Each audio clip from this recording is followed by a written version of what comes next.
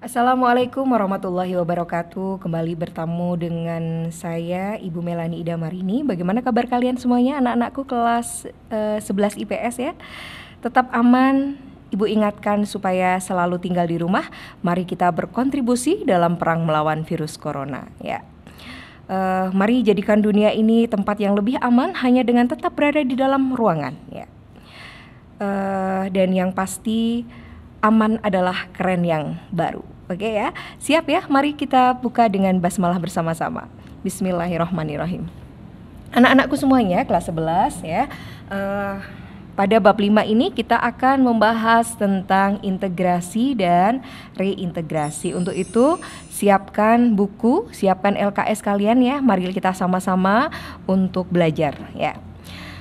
Ibu sampaikan di awal bahwa tujuan pembelajaran kita setelah mempelajari bab ini diharapkan kalian mampu mendeskripsikan integrasi sosial sebagai upaya pemecahan masalah, konflik, dan kekerasan. Dan yang kedua, mendeskripsikan reintegrasi sosial sebagai upaya pemecahan masalah, konflik, dan kekerasan. Dalam pembelajaran kali ini nanti mungkin akan banyak sekali kata-kata baru yang belum kalian dapatkan ya, seperti akulturasi, dominasi, kemudian etnosentris, kemudian adanya paternalisme, pluralisme, stereotip ya. Jadi banyak sekali kata-kata baru, nanti kita akan belajar bersama dan jangan lupa silahkan kalian untuk juga banyak membaca ya. Kita mulai dari integrasi sosial ya. Sering sekali kita mendengar kata integrasi. Tapi sebenarnya apa istilah definisi integrasi itu? Di sini Ibu ambilkan dari Kamus Besar Bahasa Indonesia ya, bahwa integrasi ini adalah pembauran sesuatu yang tertentu sehingga menjadi kesatuan yang utuh dan bulat.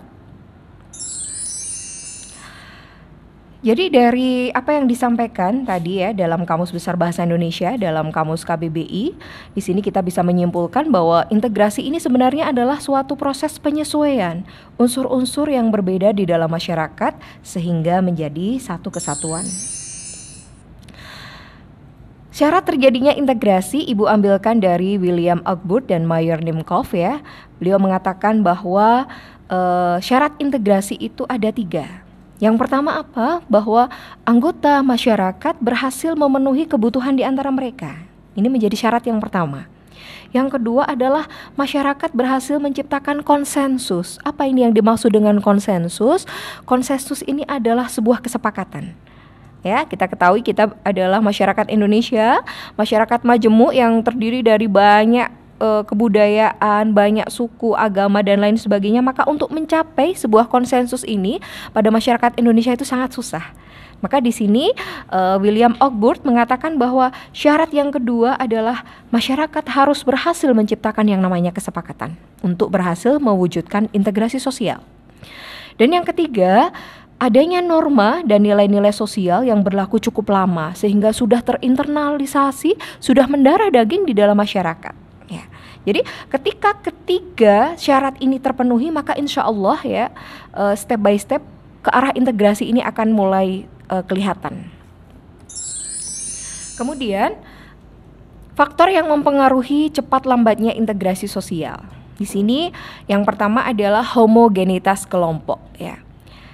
Homogenitas kelompok ini berarti adalah kelompok dengan kesamaan yang banyak ya. Jadi kelompok dengan homogenitas atau kesamaan yang banyak, maka dia akan lebih cepat terintegrasi dibandingkan dengan kelompok yang heterogen. Heterogen itu apa? Heterogen itu beragam, ya.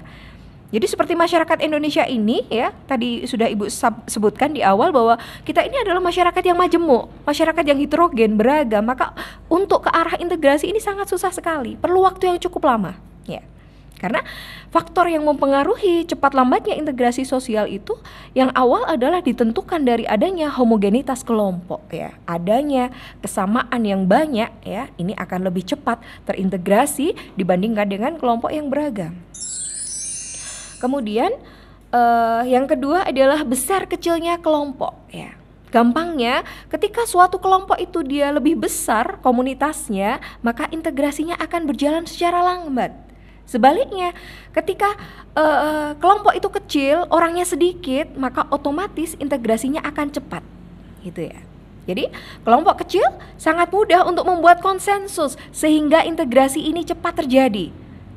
Tapi sebaliknya, kelompok besar sulit membuat konsensus atau kesepakatan sehingga integrasi akan berjalan lambat, ya. Kemudian selanjutnya adalah faktor yang mempengaruhi cepat lambatnya integrasi sosial. Ya, faktor yang pertama adalah mobilitas geografis. Jadi, yang dimaksud dengan mobilitas geografis ini apa? Perpindahan tempat. Semakin sering anggota masyarakat ini datang dan pergi, maka semakin sulit pula proses integrasi sosial terjadi. Karena apa? Karena mereka harus beradaptasi kembali dengan kebudayaan yang baru, ya. Maka faktor yang mempengaruhi cepat lambatnya integrasi sosial yang pertama adalah adanya perpindahan tempat atau mobilitas geografis. Yang kedua adalah integrasi sosial, ya. Faktor yang mempengaruhi cepat lambatnya integrasi tadi adalah efektivitas komunikasi. Jadi semakin efektif komunikasinya berlangsung, maka semakin cepat integrasi antara anggota-anggota masyarakatnya ini tercapai, ya. Jadi dilihat dalam bagan di sini, ya, siklus ini, verifikasi pemahaman itu dimulai dari pengiriman pesan yang baik.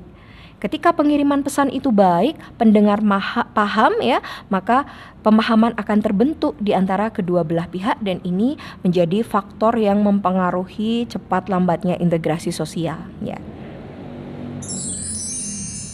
Kemudian selanjutnya kita akan membahas bentuk integrasi sosial, ya. Di sini Ibu menyampaikan bentuk integrasi sosial 3, ya. Nanti untuk bentuk-bentuk integrasi yang lain akan kita bahas pada pertemuan selanjutnya, ya. Di sini yang Ibu akan jelaskan hanya 3 dulu. Yang pertama adalah integrasi normatif, integrasi fungsional, dan integrasi koersif, ya. Integrasi normatif ini berarti suatu integrasi yang terjadi akibat adanya norma-norma di dalam masyarakat. Contohnya adalah apa? Peraturan sekolah yang dipatuhi, ya. Ini adalah sebuah norma, ini sebuah aturan, ya. Kemudian yang kedua adalah integrasi fungsional.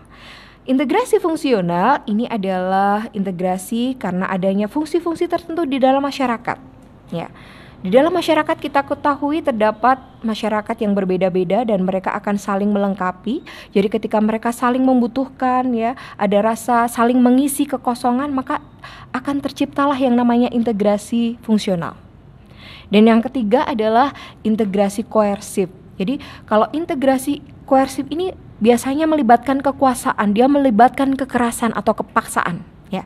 Jadi integrasi atas dasar kekuasaan yang dimiliki, contohnya para aparat, ya, Pak Polisi, ya. Ini biasanya mereka menggunakan integrasi koersif agar apa? Agar masyarakat mematuhi peraturan yang berlaku, ya. Anak-anakku semuanya, ini dulu mungkin yang kita bahas, ya, mengenai integrasi dan reintegrasi di dalam masyarakat. Kita insya Allah akan jumpa pada pertemuan selanjutnya untuk membahas tentang integrasi dan reintegrasi ini lebih lanjut. Semoga yang sedikit ini bermanfaat, ya. Billahi taufik wal hidayah. Assalamualaikum warahmatullahi wabarakatuh.